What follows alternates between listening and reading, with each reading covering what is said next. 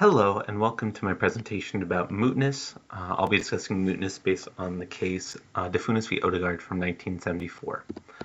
So what is mootness? Well, the classroom definition that we're currently using states that mootness is when the details or facts of a case drastically change from the point that the case was initially heard and the point to which the United States Supreme Court hears the case, such that the situation has changed so drastically that it would not render any difference in the situation whether the United States Supreme Court were to decide in favor of the plaintiff or the defendant.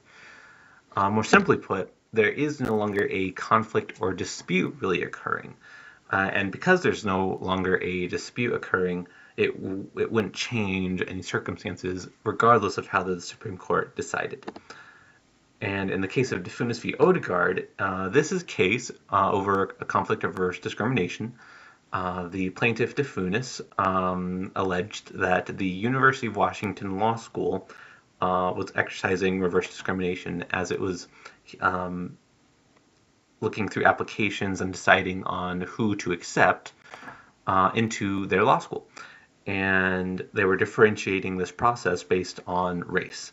So they would use their normal criteria for white applicants, but for minority applicants, they would have only a small group of their of the acceptance committee review these applications, and they would base their acceptance decisions on a different set of criteria. And this differentiation was based purely on whether or not they were a majority or racially majority white student, or they were a minority student, such as a black student, Native American, Asian, etc. And in the state trial court, they found in favor of plaintiff DeFunis. The state trial court felt that this was clearly a act of discrimination in violation of the Civil Rights Act, and thus found in favor of DeFunis, and an injunction was filed compelling the University Law School to accept DeFunis and allow him to attend their law school. On appeal to the State Supreme Court of Washington, they actually reversed the lower court's decision. They believed that reverse discrimination is not the kind of discrimination that Congress was attempting to regulate as part of the Civil Rights Act. And thus, this act of reverse discrimination does not technically apply.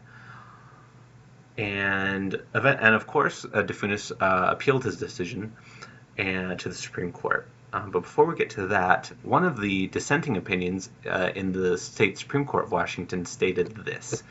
Justice Frank Hale stated, "Preferential treatment under the guise of affirmative action is the imposition of one form of discrimination in place of another. The questions that must be asked are this. Must an individual sacrifice his right to be judged on his own merit by accepting discrimination based solely on the color of his skin? How can we achieve this goal of equal opportunity for all if, in the process, we deny equal opportunity to some?"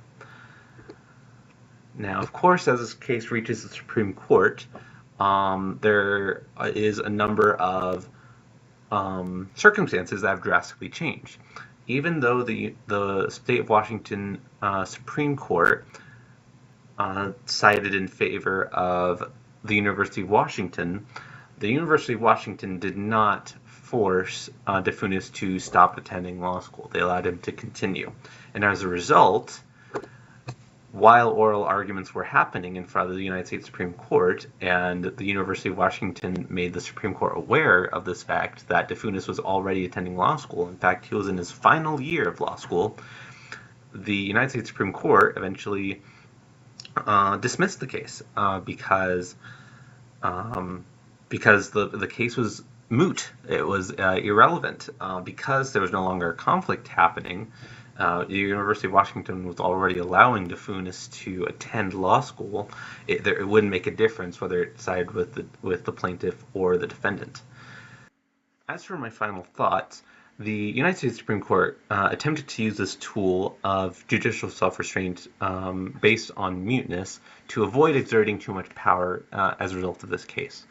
And while that was done in goodwill, I do feel, in my opinion, that the United States Supreme Court failed to anticipate that on this very important issue, that there would be future allegations of reverse discrimination and civil rights violations as a result of affirmative action and similar policies.